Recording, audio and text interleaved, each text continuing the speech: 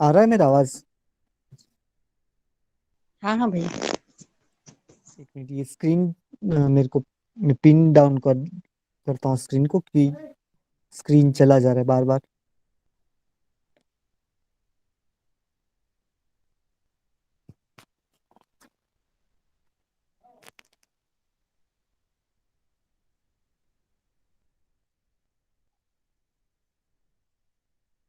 नहीं दिख रहा स्क्रीन पे मुझे।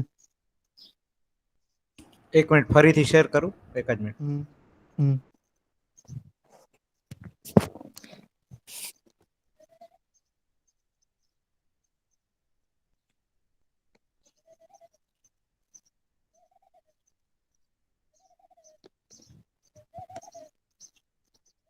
आ गया।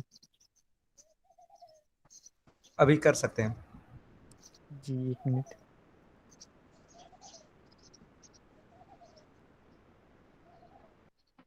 हम्म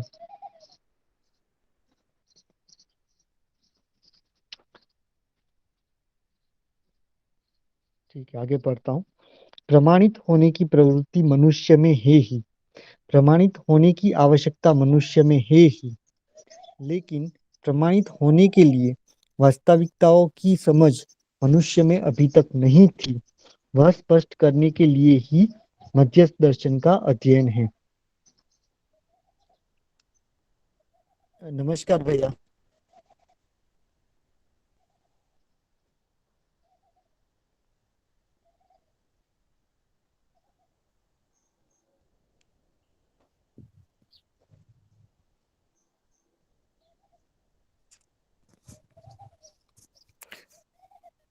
भैया हम लोगों ने पठन स्टार्ट किया है।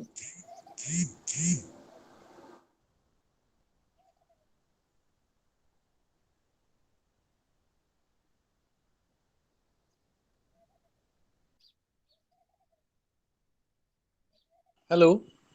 जी भैया।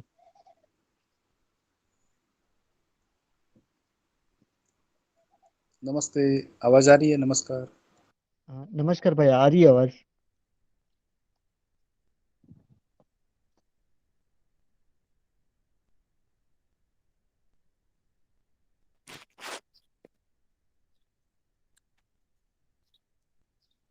आगे पठन करता हूँ भैया मैं। आगे वाला जो अभी तक किया है उसका थोड़ा शेयरिंग करो, समराइज करो। अभी तक का किया है उसका पूरा जो जी। स्क्रीन नीचे ले पिछली लेना, साइड। जहाँ से हम स्टार्ट किया था वहाँ पे, जिज्ञासा से।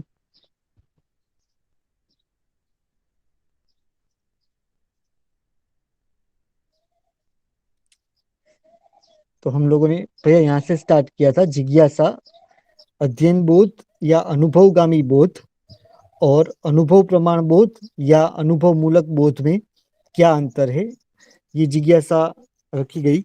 तो बाबा जी ने उत्तर दिया है, जो अध्ययन पूर्वक शब्द से अर्थ और अर्थ से वस्तु तक पहुंचना है, ये अध्ययन पूर्वक जैसे हम पहुंचते हैं, इन सच्चाइयों को जानते हैं, तो बोध हुआ। और अनुभव में फिर जो बोध में बोध होता है, जो अवधारणा होती है। अच्छा, आवाज आ रहा है मेरा आवाज? हाँ आ रही है भैया। अ, हेलो। जी भैया, आ रहा है आवाज?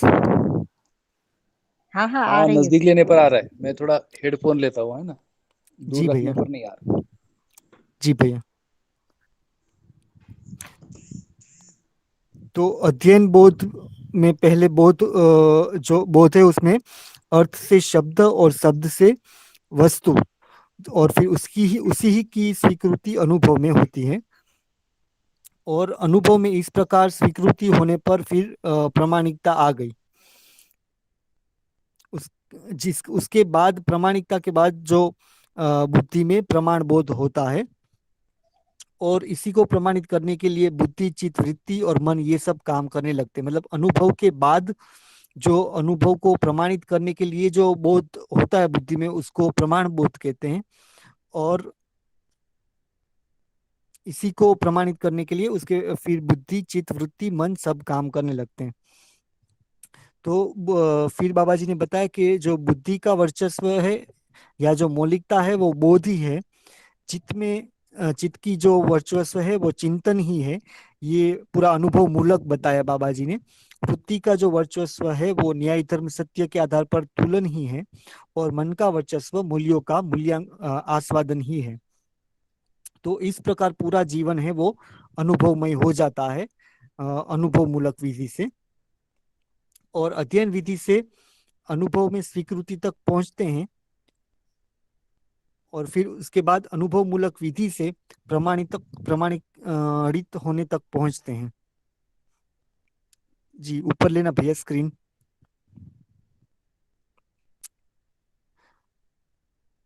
तो प्रमाणित होने की शुरुआत बाबा जी ने बताया कि अनुभव मूलक चिंतन से है। उसके पहले दृष्टा पद है। जब चित्त में चिंतन स्टार्ट होता है, वहां से फिर प्रमाणित होने की शुरुआत होती है। उसके पहले दृष्टा पद है। और अध्ययन अनुभव पूर्वक मनुष्य है, मानव है, वो दृष्टा पद में आ जाता है। और फिर प्रमाणित होने और जीने में परंपरा के रूप में ही होता है। उसके लिए परंपरा होना जरूरी है। अनुभव तभी होता है जब बोध या अवधारणा सही हुआ हो। और फिर आगे बाबा जी ने बताया कि सही के अलावा बुद्धि में कुछ जाता भी नहीं है। अगर सही समझते हैं तो वही बुद्धि में जाता है और उसी का बोध होता है, वही अवधारणा में आता है। अगर उल्टा सीधा तर्क लगाते हैं तो वो सही में नहीं जाता। और जो सही होता है वो तर्क से आगे है, ऐसा बताया बाबा जी ने। और बाबा जी ने ये भी बताया कि उनको भी जो उन्होंने साधना संयम समाधि संयम पूर्वक चले थे वो, तो उसमें भी उनको भी सबसे पहले ये सहअस्तित्व बोध ही हुआ था और उसके बाद अनुभव हुआ था। और वो अध्ययन पूरा होने पर ही अनुभव होता है। अध्ययन की वस्तु जो है वो संपूर्ण सहअस्तित्व ही है। अगर यदि अध्ययन पूरा होता है तो फिर बुद्धि में प्रमाणित करने के लिए संकल्प होता है, और फिर आत्मा में अनुभव होता है। और बाद में अनुभव पूर्वक ही प्रमाणित करने की प्यास बुझती है।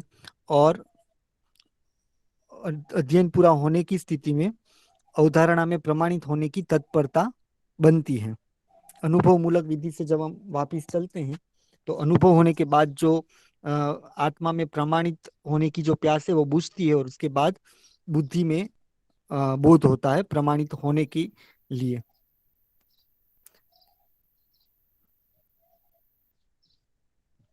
और अनुभव मूलक विधि से ही प्रमाण होता है, बाकी किसी भी विधि से प्रमाण होता नहीं है।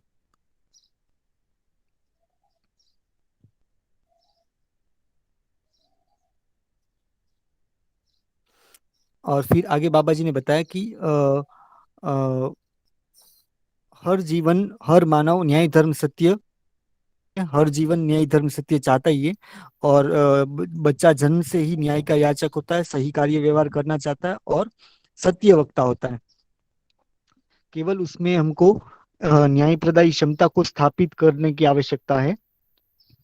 सही कार्य व्यवहार करना चाहता है तो उसमें सही कर्म अभ्यास और व्यवहार अभ्यास से की आवश्यकता है, और सत्य बोध कराने की आवश्यकता है। प्रमाणित होने की प्रवृत्ति मनुष्य में, मानव में है ही, और प्रमाणित होने की आवश्यकता मानव में है ही। लेकिन प्रमाणित होने के लिए वास्तविकताओं को समझना पड़ेगा, और जो अभी तक मनुष्य में नहीं हुआ।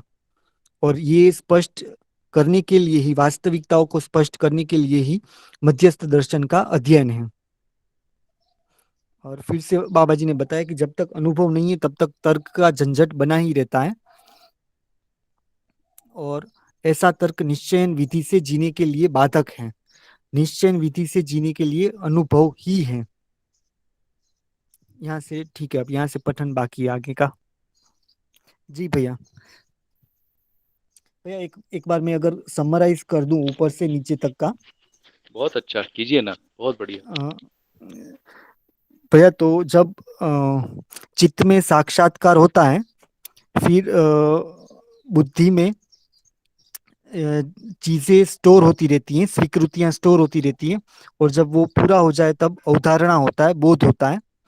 और बोध होने के बाद बुद्धि में संकल्प होता है प्रमाणित होने के लिए, और तुरंत ही फिर अनुभव हो जाता है। फिर अनुभव मूलक विधि से प्रमाणित होने के लिए फिर से बुद्धि में अनुभव प्रमाण बोध होता है, और फिर चित्त में चिंतन होता है, और वृत्ति में न्याय धर्म सत्य का तुलन, और मन में मूल्यों का आस्वादन। ठीक है भैया, ये हाँ, सीक्वेंस। बढ़िया। हाँ, बढ़िया बढ़िया। आवाज आ रही ना? हम मेरी भी आ रही है ना? जी भैया। ओके, बढ़िया, ठीक रखिए।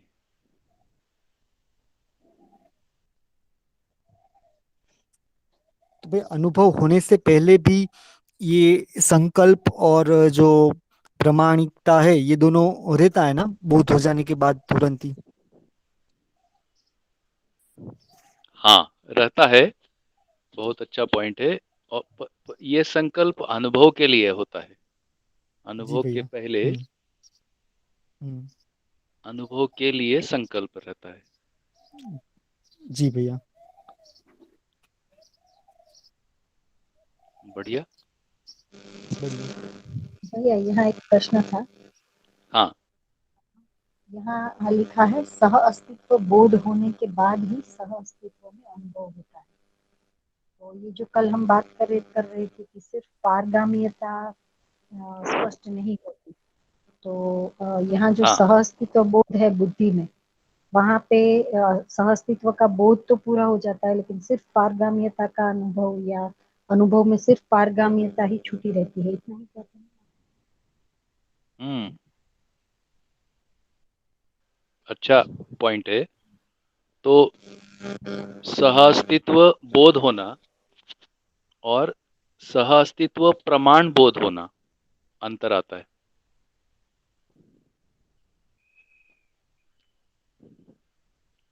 जैसे आत्मा में पारगाम्यता में अनुभव होने से सहअस्तित्व प्रमाण हो जाना,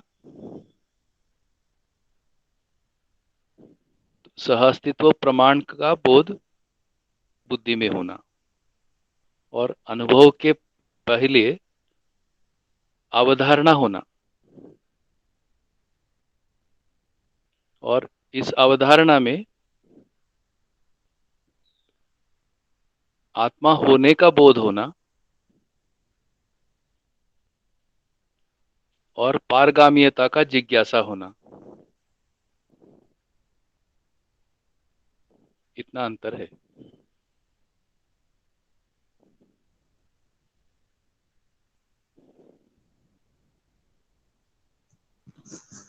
जी भैया। कुछ स्पष्ट होता है? जी भैया।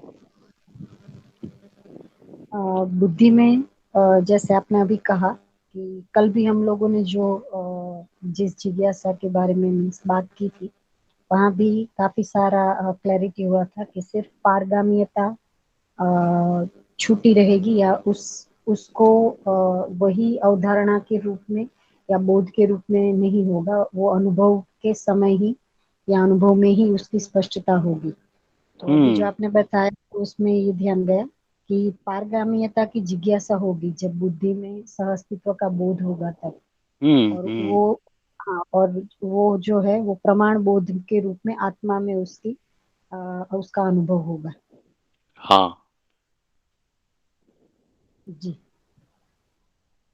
तो अब अनुभव, जैसे बाबा को अनुभव हुआ है कि नहीं, तो बाबा जी को अनुभव हुआ,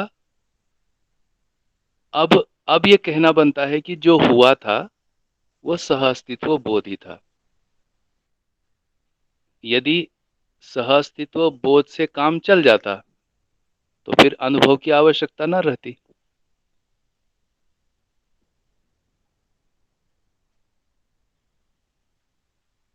नहीं, और स्पष्ट करवाइए भैया। जैसे जैसे बाबा जी को अनुभव हुआ है कि नहीं। अनुभव होना मतलब दृष्टा होना। जी दृष्टा होना मतलब ये समझ पाना कि मन की स्थिति, वृत्ति की स्थिति, चित्त की स्थिति, बुद्धि की स्थिति क्या रही। दृष्टा हुए बिना ये स्थितियों को बताना नहीं बनता ना। जी अब जैसे अनुभव होने से दृष्टा पद प्रतिष्ठा बनी, उस स्थिति में ये कहना बनता है कि दृष्टा पद प्रतिष्ठा के लिए जो प्रेरणा बनी या उसका जो एक पूर्व तैयारी रहा, उस रूप में बुद्धि को क्या हुआ था, बुद्धि की क्या स्थिति थी। तो ये कहना बनता है कि बुद्धि को मैं हूं का बोध है ना। और जिस तरह से बाबा जी ने ये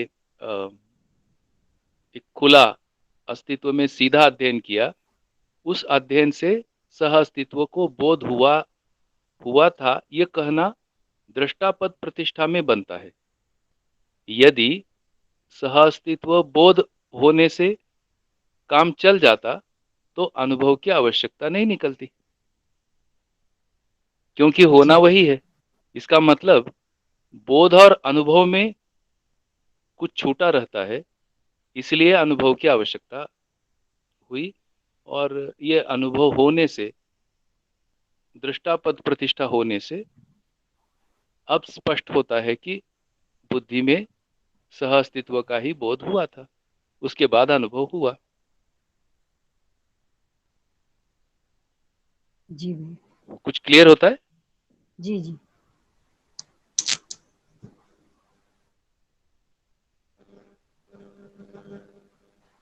भैया एक प्रश्न है हाँ इधर।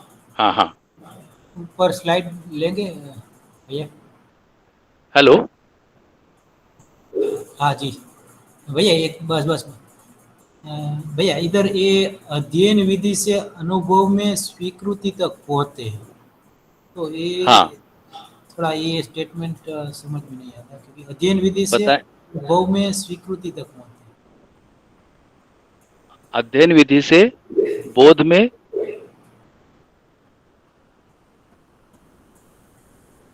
बोध तक पहुंचे, ये अध्ययन विधि में अनुभव में स्वीकृति तक पहुंचे, मतलब ये बुद्धि में जो स्वीकृति होती है वही बात हो रही है ना। लेकिन इधर हाँ। अध्ययन विधि से अनुभव में स्वीकृति तक पहुंचे, उसका अर्थ क्या है, वो थोड़ा स्पष्ट नहीं हो रहा है। अच्छा, एक बार अपन वापस पढ़ लेते हैं, उसको एक बार यहाँ से वापस पढ़ लेते हैं। हाँ कहाँ हाँ कहाँ बुद्धि का वर्चस्व या मौलिकता बोधि है, यहाँ से पढ़ो ना के ऊपर हाँ से। हाँ, यहीं से पढ़िए।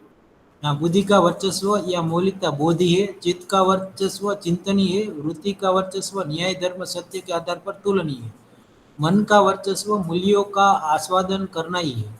इस ढंग से पूरा जीवन अनुभवमय हो जाता है।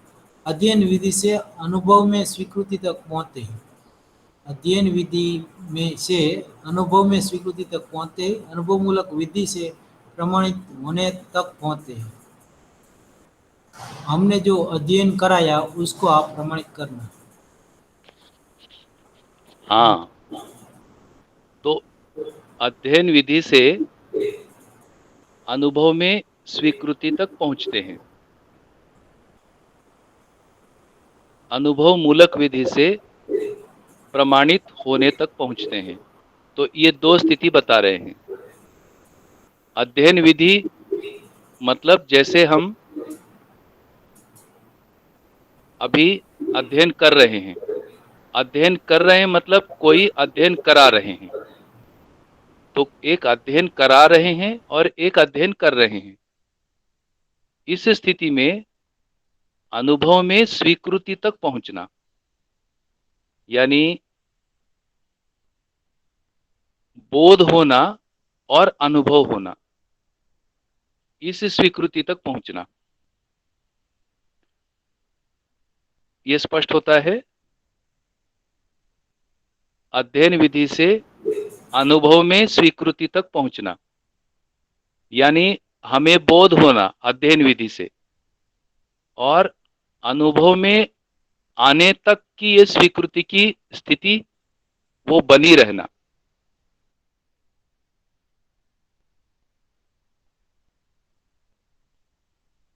और स्पष्ट करूं? नहीं जी भैया, अभी हो गया। तो अभी हो गया ना? हाँ, वो अलग अलग लेवल पर, मन के लेवल पर स्वीकृति है, वृत्ति के लेवल पर स्वीकृति है, चित्त के लेवल, अलग अलग लेवल पर स्वीकृति है ना। तो अनुभव मतलब बुद्धि में बोध हुआ, अध्ययन विधि से बुद्धि में बोध होता है, वो अनुभव के लिए स्वीकृति होती है, मतलब उसके लिए। हाँ हाँ, अदरवाइज तो जैसे अनुभवी व्यक्ति ने अपने को बताया और हमने भी कहा बोध हुआ, समझ में आया, हमने भी कहा समझ में आया, तो बात हो गई फिर।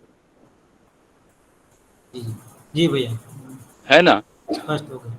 स्पष्ट हो गया ना? तो अनुभव होने तक की स्वीकृति हो गया, उस स्थिति में ये पूरा हो गया। तब क्या आगे बनता है? अनुभव मूलक विधि से प्रमाण तक पहुंचते हैं।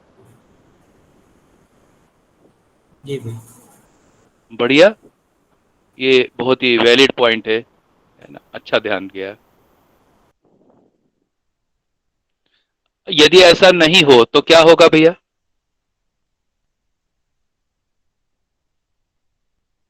तो अनुभव होगा ही नहीं। हाँ, और क्या होगा? और क्या हो सकता है? उसके लिए, प्रमाण के लिए भी आगे तैयारी नहीं बनेगी। ठीक बात है।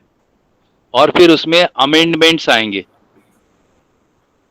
अच्छा, नया नया, क्योंकि स्वीकृति नहीं है तो अमेंडमेंट आएगी। अमेंडमेंट आएंगे, हाँ, हाँ। और वो धीरे धीरे डाइल्यूट होगा सारा मुद्दा। हम्म। मतलब उसका मतलब पूर्ण बोध हुआ ही नहीं। ओ, जी, बहुत अच्छा ठीक है। भैया, बहुत बढ़िया भैया, थैंक यू भैया, बहुत अच्छा थैंक पॉइंट यू। है। वेरी नाइस, बढ़िया। भैया, हाँ दीदी।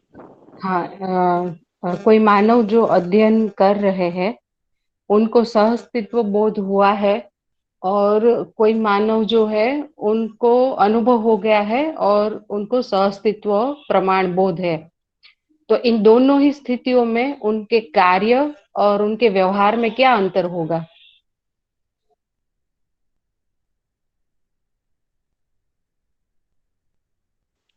म्यूट हो गया आपका। जी भैया, मेरा प्रश्न पहुंचा कि नहीं पहुंचा? कट गया। जितना सुन हाँ। पाया उतना है कि हम्म।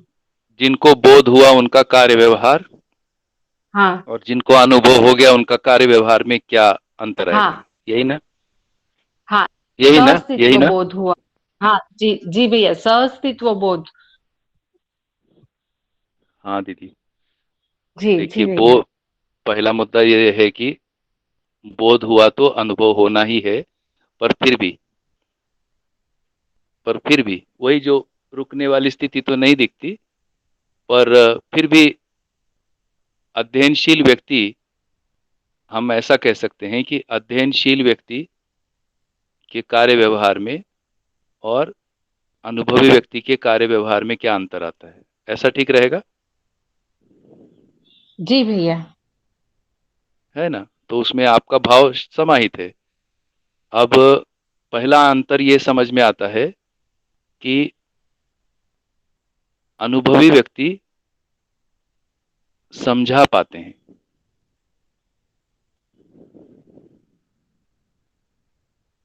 अनुभवी व्यक्ति में समझाने की क्षमता आ जाती है। दूसरा एक आता है कि अनुभवी व्यक्ति अनुभव को कम शब्दों में सारगर्भित संवाद कर पाते हैं।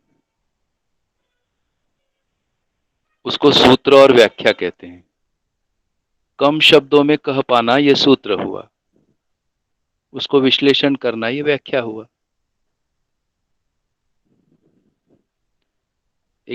एक तीसरा अंतर आता है, उनको व्यवहार में दो स्तर हासिल होता है।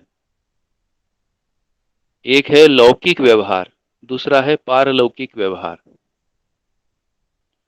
तो लौकिक व्यवहार में दोनों समान होंगे, धीरता वीरता उदारता में समान होंगे, परंतु जो पारलौकिक व्यवहार है, जिसको दया कृपा करुणा कहते हैं, यहाँ पर अनुभवी व्यक्ति दया कृपा करुणा सहज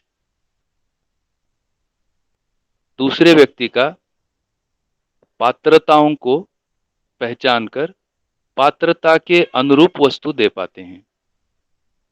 पात्रता नहीं होने पर पात्रता विकसित करने के लिए सहायक होते हैं, और दोनों नहीं होने पर पात्रता और योग्यता दोनों विकसित करने में सहायक होते हैं। इस प्रकार से अनुभवी व्यक्ति को पारलौकिक व्यवहार, इसमें उनका स्वभाव गति या सहजता समझ में आता है। इतना अंतर कर पाते हैं। जी भैया। इतना ठीक है? जी भैया, बढ़िया है।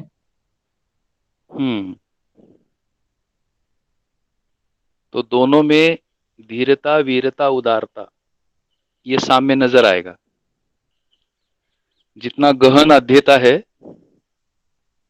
अभी अनुभव नहीं है, तो दोनों में लौकिक व्यवहार में समानता नजर आएगी।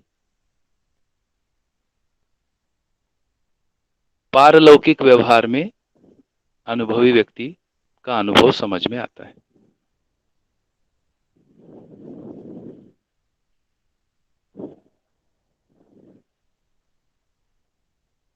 इतना 2-3 पॉइंट पर इतना अपन अभी अनुभव महिमा को समझ सकते हैं। जी भैया। बढ़िया, बहुत अच्छा।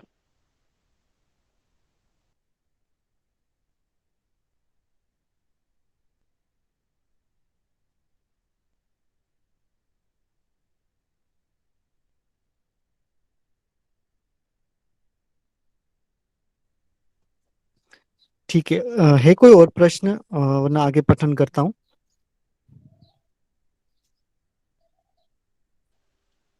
हाँ, तो फाल्गुनी दीदी की जो लिस्ट थी, उसमें से एक प्रश्न अपन और चर्चा कर सकते हैं। जी भैया। जी भैया, उसमें अब 3 बज गए थे, पर मुझे ऐसा लगा कि 2 तो ऑलरेडी आ गए हैं हमारी चर्चा में, तो अब एक आखिरी बच्चा है भैया, वो अभ्यास दर्शन से है। अभ्यास दर्शन में मेरी आवाज आ रही है भैया? हाँ दीदी, अब स्पष्ट है। हाँ हाँ, मैं ऐसा पूछना चाह रही थी कि मैंने जो लिस्ट भेजा था उसमें से 3 बचे थे, लेकिन 2 मैंने देखा कि वो ऑलरेडी हम अभी इतने दिनों से चर्चा कर रहे हैं, उसमें वो आ गए हैं।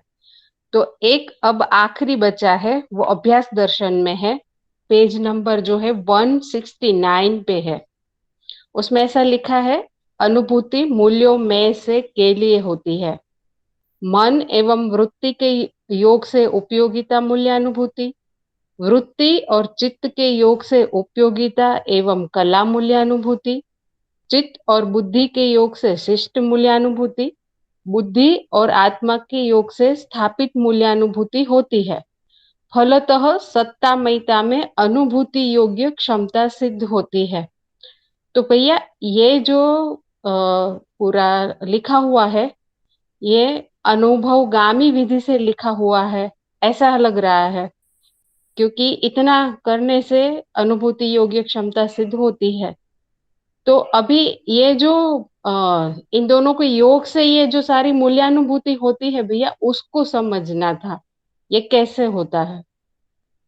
और क्योंकि स्थापित मूल्यानुभूति और शिष्ट मूल्यानुभूति तो साथ में होती है, तो बुद्धि और आत्मा के हाँ, योग से स्थापित मूल्यानुभूति जब होगी, तब भी क्या साथ में चित्त और बुद्धि के योग से शिष्ट मूल्यानुभूति होगी? और मतलब अभी ये अभी आत्मा को अनुभव नहीं हुआ है, अभी अभी प्रत्यावर्तन नहीं हुआ है उसका व्यापक में, तो क्या उस समय स्थापित मूल्यानुभूति हो सकती है?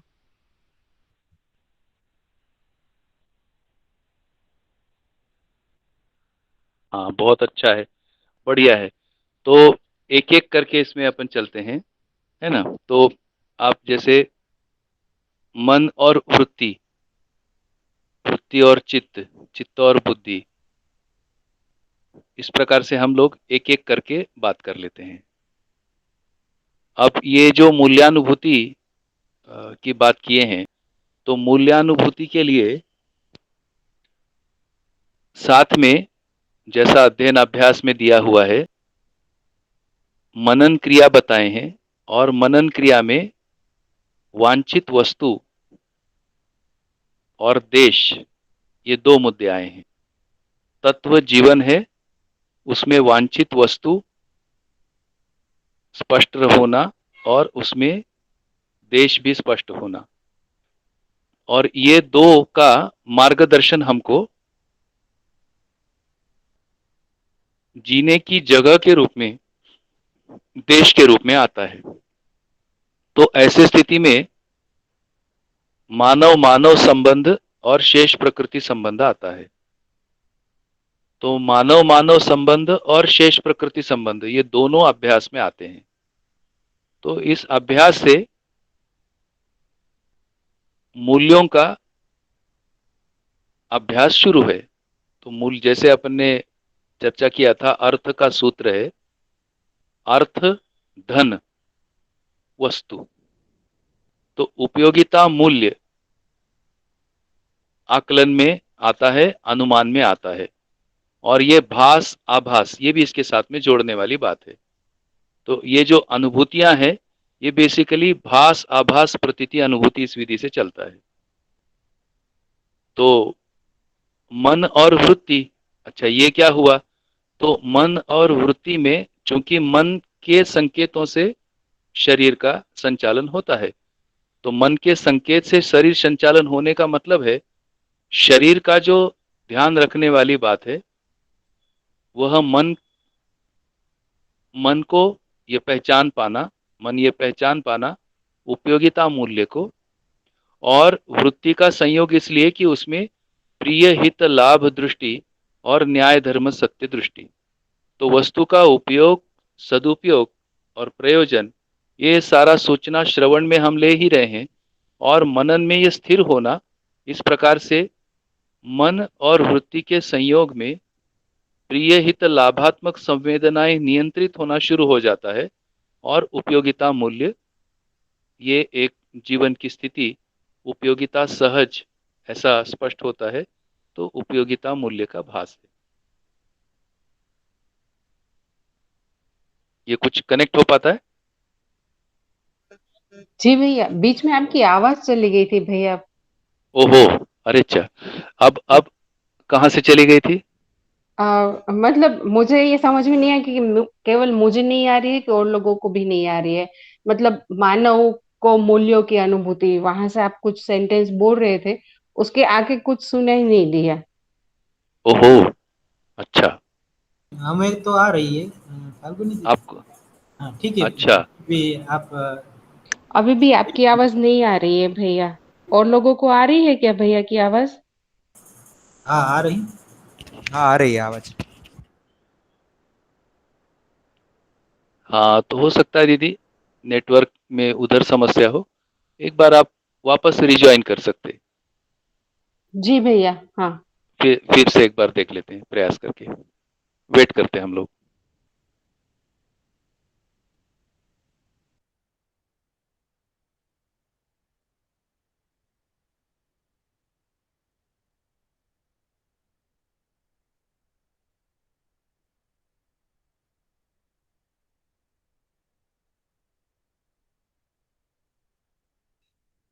जी भैया। नमस्ते, अब आ रही है? देखिए, हाँ जी भैया, आ रही है आवाज अभी। हाँ, तो इसमें चर्चा ये है कि मन और वृत्ति, मनन की बात अपनी हो रही है। मनन में जीने की जगह यह देश के रूप में, और वांछित वस्तु हमें क्या चाहिए, ये हमारी वांछित वस्तु स्पष्ट हो जाए। तो पूरा प्रस्ताव यदि हम सर्वतोमुखी समाधान के रूप में पहचानते हैं, सर्वतोमुखी समाधान के रूप में न्याय धर्म सत्य, ये हमारी वांछित वस्तु निकल आती है ना, एक समराइज्ड वे में। और ऐसे में फिर हमारा अभ्यास शुरू होता है। तो जो पहले अभ्यास है, वो पहले अभ्यास के रूप में उपयोगिता के रूप में सारांश अभ्यास आता है। क्योंकि मन के संकेतों से शरीर संचालन होता है, इसलिए मानव मानव संबंध और शेष प्रकृति संबंध, इन संबंध में जो उपयोगिता मूल्य है, उपयोगिता मूल्य हमारे आकलन में आता है, कल्पना में आता है, और अभ्यास विधि में उसके भास शुरू होते हैं। ये जो भास है, ये भास होना साथ में वस्तु होना, दोनों मिलाकर अर्थ, जीवन में अर्थ आना शुरू होता है। अर्थ आना शुरू होने का संकेत हमको भास में उपयोगिता मूल्य, भास में उपयोगिता मूल्य आने से ये हमको स्पष्ट संकेत मिलने लगते हैं। तो उपयोगिता मूल्य, मन और वृत्ति। अच्छा, वृत्ति का संयोग कैसे समझ में आया? क्योंकि वृत्ति में तुलन क्रिया है। तुलन क्रिया में प्रिय हित लाभ और न्याय धर्म सत्य, ये दोनों में तुलन होना।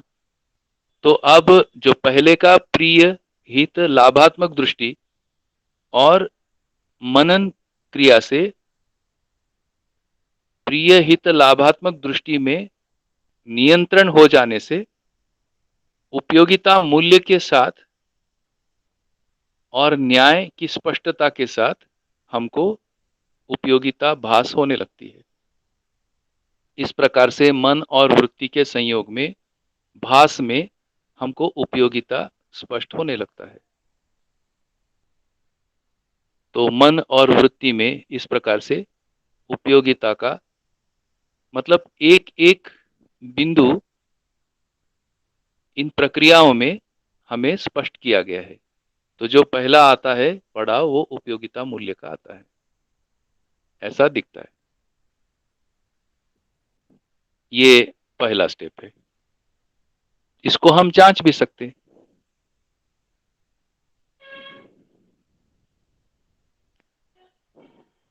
इसको देखिए, क्या ये क्लियर होता है? जी भैया। हाँ, अब आगे। वृत्ति और चित्त के योग से उपयोगिता एवं कला मूल्यानुभूति। हाँ, अब वृत्ति और चित्त के योग में, अब चित्त की क्षमता है कि जो वस्तु है उस वस्तु में खूबी क्या है, खूबी को पहचान पाना कला मूल्य है। तो जीवन में कला मूल्य प्रदायी क्षमता है। तो चित्त में वस्तु का रूप गुण स्वभाव क्लैरिटी आने से हम उसका कला मूल्य को पहचानते हैं। तो उपयोगिता के साथ कला मूल्य भी आ गया। तो ये हो गया वृत्ति और चित्त, यानी उपयोगिता बढ़ गई।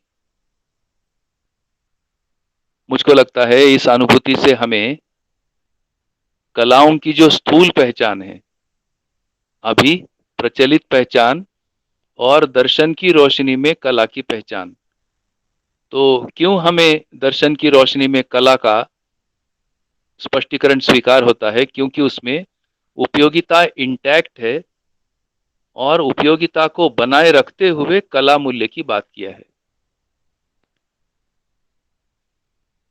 तो कला मूल्य उस प्रकार से गहरा है। एक साधारण सा उदाहरण है, एक उदाहरण कि जैसे धान हम सब पहचानते हैं, चावल निकालने के लिए धान को शॉट लगाना होता है, तब जाके चावल का दाना निकल आता है। अब कला वो चीज है कि दाना भी ना टूटे और छिलका उतर आए, ये हुआ कला। और सटीक उदाहरण कि वस्तु का पूर्ण उपयोग हो जाए, यानी वस्तु में अवशेष न रहे, और इस प्रकार मानव के उपयोग में वस्तुएं आने लगे, तो ये हो गया कला मूल्य। इस प्रकार से उपयोगिता और कला, तो वृत्ति में प्रज्ञा होता है और चित्त में, जैसे हम लोगों ने अब आचरण पढ़े हैं, उसमें निरीक्षण गुण ये भी होता है। साथ में निरीक्षण गुण के साथ उसमें जो वस्तु का प्रकाशमानता पहचानने की बात आती है, ये भी चित्त में आचरण है। तो कुल मिला के चित्त में 8 प्रकार के चित्रण होते हैं। इन 8 प्रकार के चित्रण से वस्तु का जो फाइनेस्ट उपयोगिता, वो हम कला के रूप में प्रकट कर पाते हैं। ये उपयोगिता और कला मूल्य की अनुभूति हुई। क्या ये कुछ विजुअलाइज हो पाता है? जी भैया, बढ़िया है ये। है कि नहीं? और अभी अभी जो कला आ रहा है, भ्रमित स्थिति का कला, भ्रमित स्थिति की कला में उपयोगिता मानो खो सी गई है, और कला के रूप में एक विभत्स रूप, क्षत विक्षत रूप सामने आया है, और ऐसे कला के लिए अपन लोग मोहित हो गए हैं। बेसिकली कला में शोषण ही शोषण है अभी भ्रमित स्थिति में। इसको इस प्रकार से भी समीक्षा विधि से हमको ये कला के बारे में क्या कहना चाह रहे, कौन सी हमारी क्षमताओं को हमको एक्सरसाइज करना है, प्रैक्टिस करना है, देखने की दृष्टि विकसित करना है, ये हमको समझ में आता है। किसी कला को हम आज देखते हैं, देखिए कैसे, हमारा घर ही देखें, उस घर में हम सब लोग बहुत शौक से कला की वस्तुओं को सजाते हैं। उसमें हर वस्तु में देखें, इसमें उपयोगिता कितना है, क्या निकल आता है उपयोगिता, पता चला इसमें उपयोगिता न्यून है, कलाकारी ज्यादा है, ऊपर से महंगा है, वो चला गया दिखावे की ओर। तो छोटी छोटी चीजों में हम ध्यान देते हैं कि वस्तु का पूरा उपयोग होना, और ये वस्तु मानव सहज कैसे हो जाए, ये हो गया कला।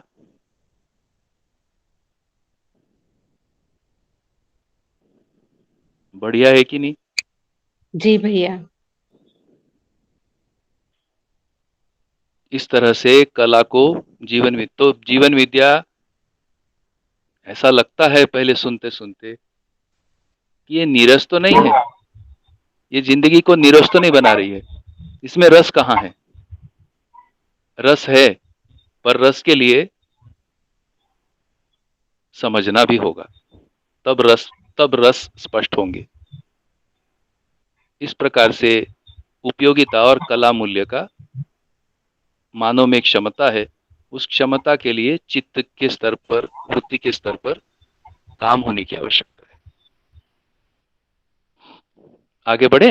बढ़िया है कि नहीं? ये इसमें कुछ स्पष्ट होता है? जी भैया, स्पष्ट होता है, ये बढ़िया है। और आगे क्या लिखा है, चित्त और बुद्धि के योग से शिष्ट मूल्यानुभूति, बुद्धि और आत्मा के योग से स्थापित मूल्यानुभूति होती है। हाँ, बहुत अच्छा। हम्म, तो अब जो है मानव संबंधों के बारे में इसमें स्पष्टताएं आगे बढ़ रही हैं।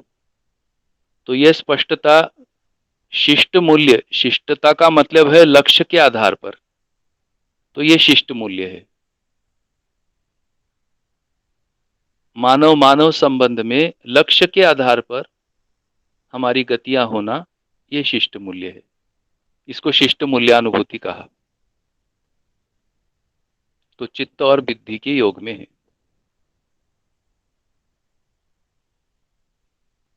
यानी अभी हम बोध की इतना चर्चा किए, साक्षात्कार में इतना चर्चा किए, तो इसमें एक समरी रूप में हमको स्पष्ट हो रहा है मानव मानव संबंध की स्थिति क्या है, उसमें हमें शिष्ट मूल्य समझ में आते हैं। तो ये शिष्ट मूल्य 9 हैं। सौम्यता,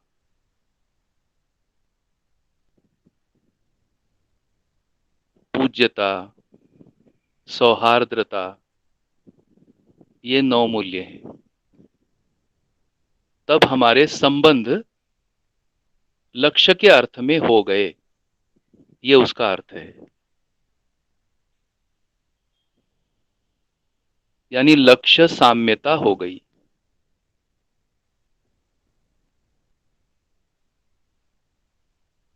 ये स्थिति जीवन में परिलक्षित होने लगती है। यानी हुआ क्या? स्पर्धा, ईर्ष्या, द्वेष ये निकल गया, आवेश निकल गए, स्थिति स्वभावगति होना और स्वभावगति सहज, दूसरा भी मेरे समान है, इसमें लक्ष्य साम्यता हमारे में घटित हुई। ये शिष्टता है। इतना कह पाते।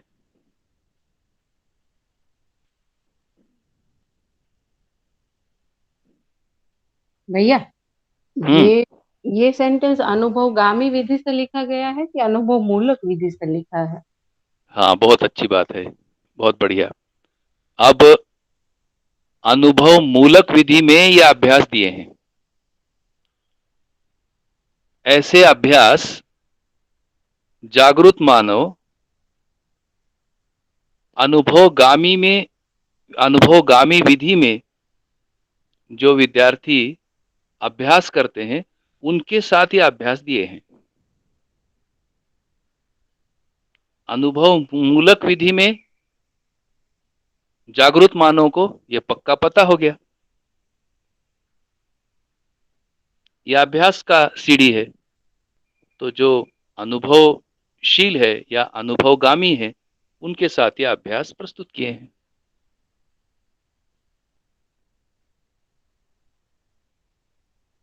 इस प्रकार से जीने का स्वरूप,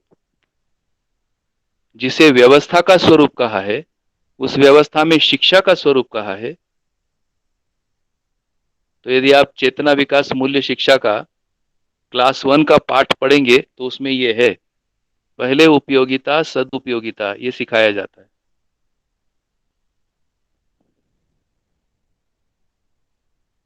अभी हम लोग बैकलॉग भर रहे हैं।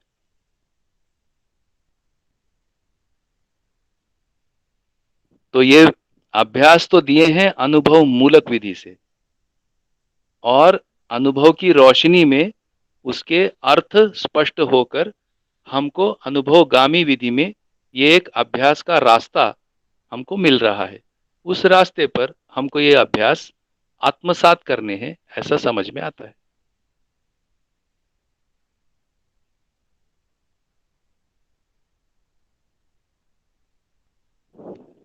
जी भैया, बहुत बढ़िया। ये बताएं, अनुभवशील व्यक्ति को उत्साह चाहिए कि नहीं? जी भैया, चाहिए। उत्सव भी चाहिए, उत्साह भी चाहिए। ये कैसे बना रहेगा? अभ्यास विधि से ये बना रहता है।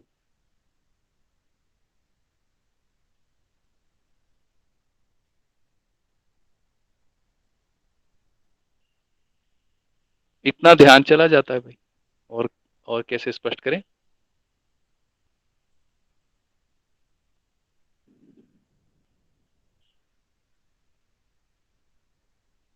तो जो विकसित का सानिध्य है, ये हम लोग इस पर हम ध्यान दे सकते हैं कि विकसित के सानिध्य में ये ऐसे अभ्यास होते रहते हैं।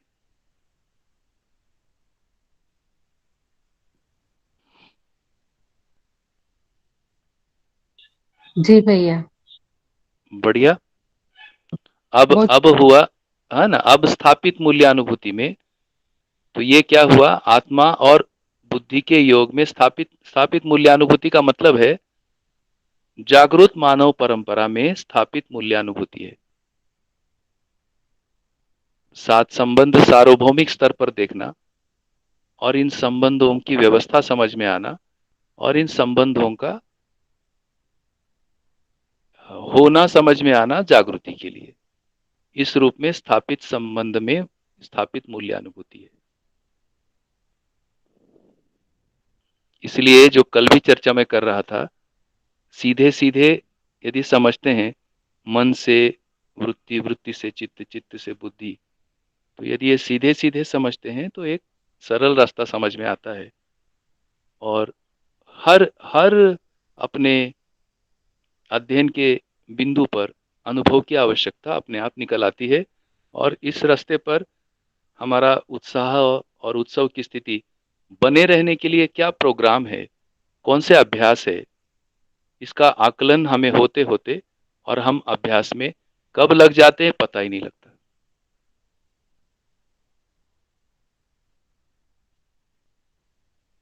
इसलिए हम ये कह सकते हैं अभ्यास अध्ययन होता है।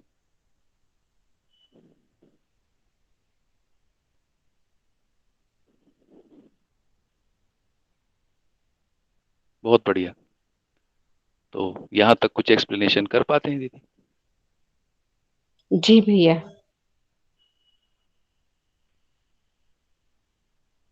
तब अब यहाँ अनुभवगामी विधि में इतना बचता है कि अभी हमें अनुभव तो नहीं हुआ है, तो स्थापित मूल्यानुभूति वो यस उसी के लिए तो हो रहा है अनुभव।